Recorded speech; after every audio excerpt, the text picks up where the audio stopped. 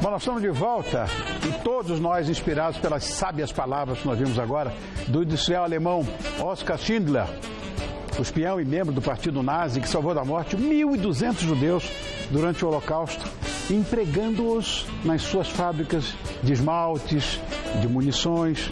Isso é um belo exemplo. E essa frase e a do Gandhi, do bloco anterior, fazem todo sentido, porque inspiram o trabalho do meu próximo convidado. Este executivo de banco largou a sua carreira para se dedicar a difundir exemplo de cidadania, através da ONG Meu Sonho Não Tem Fim, disseminando, né, os ideais todos de 24 grandes sonhadores, inclusive já mandamos 2 para o ar. E já que um homem não morre quando deixa de existir, sim, quando deixa de sonhar, nós vamos colocar nossos desejos em prática, impulsionados pelo som de suas próprias sábias palavras.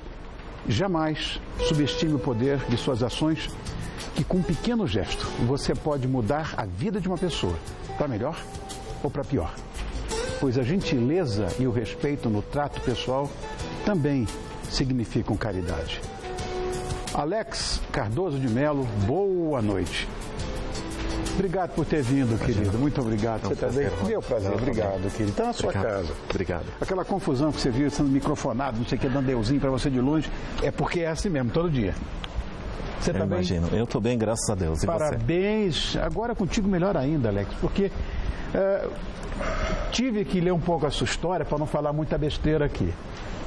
Eu soube que você, aos 16 anos, andando pelo centro da cidade, você viu uma imagem que tocou o seu coração e mudou a sua vida. O que foi que você viu? Era a esquina da rua direita com a Quintino Bocaiúva, é isso? Isso mesmo. O que você viu lá? Eu estava para fazer 16 anos, fez agora em maio 30 anos essa passagem, né? Era meu primeiro emprego num banco, então eu combinei com alguns amigos, novos amigos do banco que eu comecei a trabalhar, de ir no cinema no centro de São Paulo, na época que ainda existia cinema. Maravilhoso, né? Era maravilhoso. E então eu comecei a descer com esses amigos ali a rua direita e quando chegou ali próximo da Quintino Bocaiúva, eu vi uma senhorinha, Rony, com mais de 80 anos, sentada num caixote com uma tigelinha de alumínio pedindo esmola. Eu venho de uma família muito simples, mas aquilo não é pobreza, aquilo era miséria. E na minha ingenuidade dos meus 15 para 16 anos, eu não aceitei aquilo. Na época minha bisavó ainda era viva e eu vi ali a minha bisavó.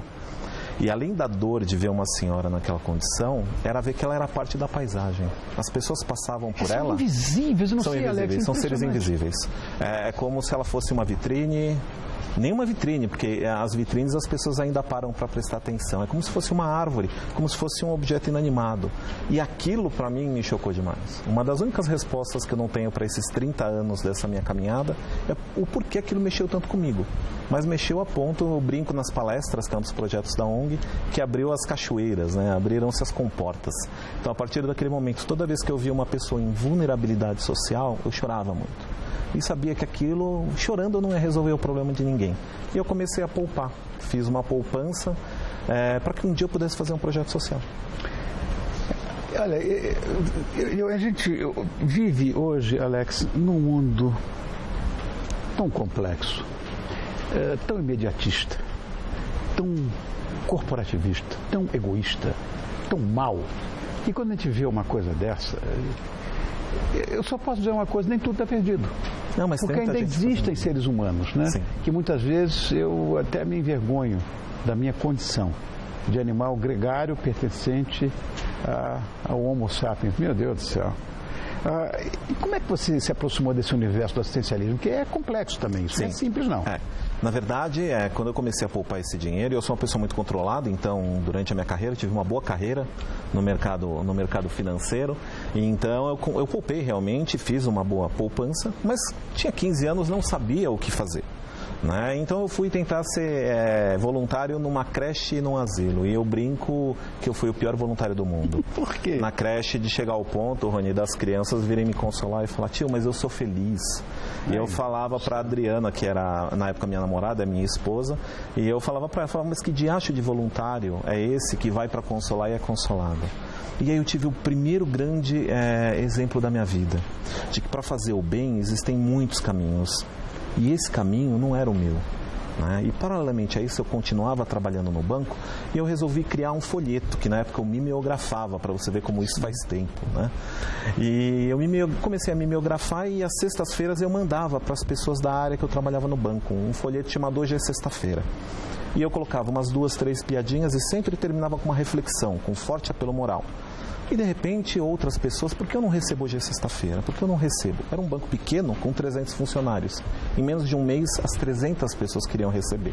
E aí veio o estalo, esse era o meu caminho, era conscientizar, era motivar. Bom, como é que funciona? Qual é o objetivo da ONG Meu Sonho Não Tem Fim? É conscientizar e motivar. A ONG ela tem características fortes, como ela não aceita doação de nenhuma espécie, ela não tem política de patrocínio, ela não comercializa absolutamente nada, ela é laica e ela é apolítica. Gente, isso é o sonho dourado? Isso não existe, eu estou vindo pela primeira vez uma coisa dessa. Não tem. Você banca tudo. Eu bancava com a minha poupança e quando eu resolvi sair do mercado financeiro para criar a ONG, eu tive que me reinventar como profissional, porque eu tenho uma família com 2 filhos, a ONG é o 3º filho, então essa poupança acabou. Então eu me tornei representante comercial, eu criei uma representação comercial, que o nome é Lumnia, e eu coloquei no contrato social da Lumnia que 50% do lucro líquido anual da minha empresa vai automaticamente para os projetos sociais. Ai, que lindo. Você vê muita empresa que cria ONG, aqui é, de certa forma, contrário, uma ONG que cria uma empresa. Uma empresa. Bom, os sonhadores que impulsionaram a criação da ONG, já falamos. Eu queria saber quais foram, na verdade, porque tem um monte. Sim, são 24. Eu já vi, inclusive, são 24. Aí estão eles. Sim. E eu associo cada um a uma virtude diferente. Porque além de passar os exemplos de vida, a ideia, Rony, é passar virtudes. Então eu vou falar da perseverança todos de conhecidos. Beethoven. Todos. Coisa mais linda. Sempre associando a uma virtude. A cidadania de Betinho, a fé de Madre Teresa e assim amada, embaixo dele. Sim. Tem o Chico. Oh, meu Deus, tem Einstein. Que coisa.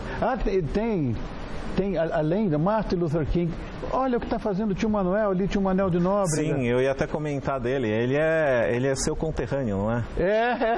Somos dos Estados Unidos de Niterói, não é? Que coisa mais bonitinha. Ele é um exemplo, ainda mais nesse meio de rádio. Ai, meu Deus do céu, isso é uma coisa complexa, viu? Sim. Zilda, querida, também. Está todo mundo aí. Meu Deus do céu, que coisa boa. A ideia era que fossem exemplos de mundos diferentes. Não entendi por que Beethoven está ali, mas em todo caso... Beethoven pela perseverança, Beethoven por aquilo que ele fez depois que ele estava completamente surdo. Ele compôs a 9ª Sinfonia de Beethoven quando ele já estava completamente surdo. Porque a 9ª, para mim, é a mais preciosa de todas, embora a mais conhecida seja a 5ª, que ele já estava... Porque ele já não estava ouvindo também, né? Bacana isso aí. Agora, todo mundo tem um dom. Para desenhar, agora moda, para cozinhar, para cantar, para atuar. Mas, às vezes, infelizmente, nunca são descobertos. Aliás, eu acho que a regra é essa. Os grandes talentos, pelo menos aqui no nosso país, raramente são descobertos. Você acredita que todo mundo tem esse dom de fazer o bem? Sim. Está na essência. O ser humano é bom por natureza. Você coordena e banca, como você falou, tudo na ONG sozinho. Desculpa, Alex, mas por que você não optou por receber algum recurso, alguma doação, alguma coisa nesse sentido, que todo mundo faz isso? Hoje seria até mais fácil, claro, a exposição que a ONG tem, por 3 motivos. O primeiro, eu venho do mercado financeiro e eu vejo que uma função dentro do banco que é tão agressiva em metas como o operador de uma mesa de operação de um banco, você tem essa função no terceiro setor, que é o captador de recursos, é o fundraiser.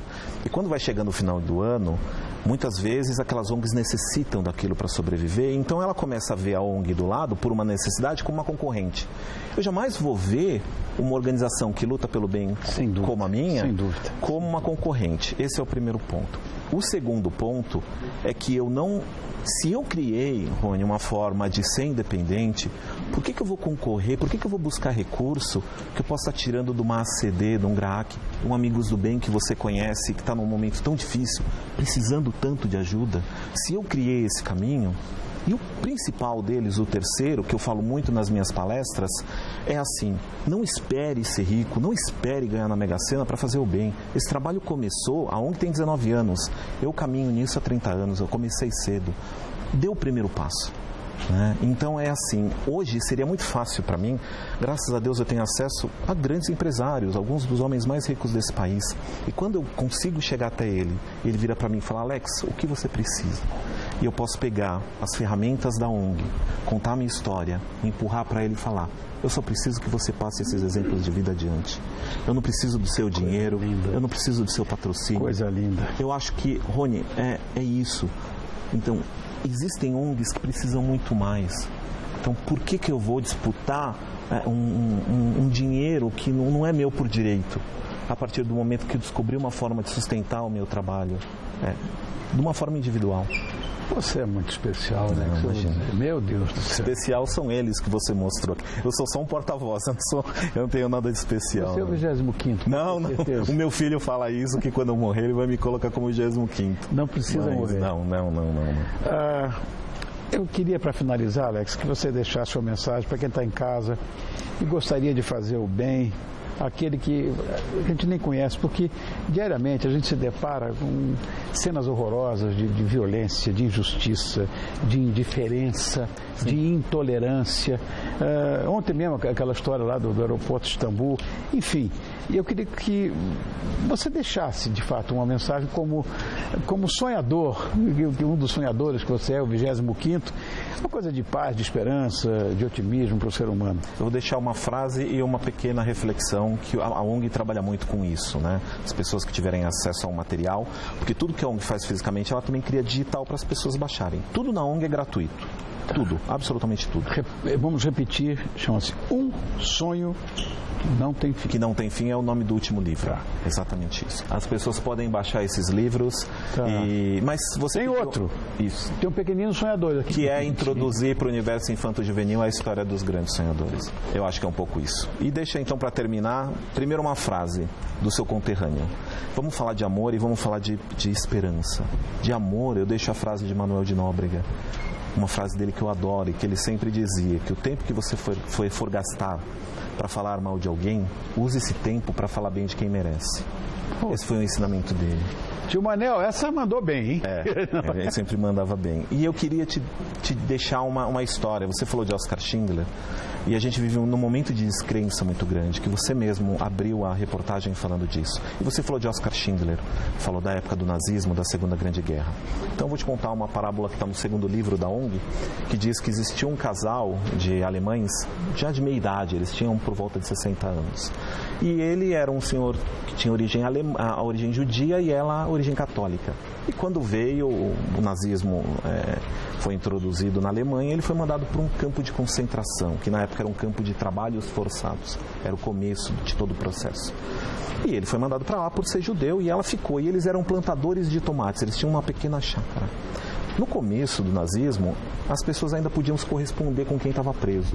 Quem já leu sobre o nazismo sabe que você podia, mas os nazistas recortavam as palavras proibidas, aquela coisa toda. E ela mandou uma carta para ele, falou: querido, está chegando a época do plantio dos tomates e eu sou sozinha, eu tenho mais de 60 anos, os homens estão na guerra ou estão presos, eu não tenho condições de plantar. Eu vou morrer de fome, porque eu dependo dos tomates para comer e o que sobra para trocar por mercadorias. E ele respondeu numa carta: não mexa no terreno de forma nenhuma. Foi ali que eu plantei as armas e as granadas.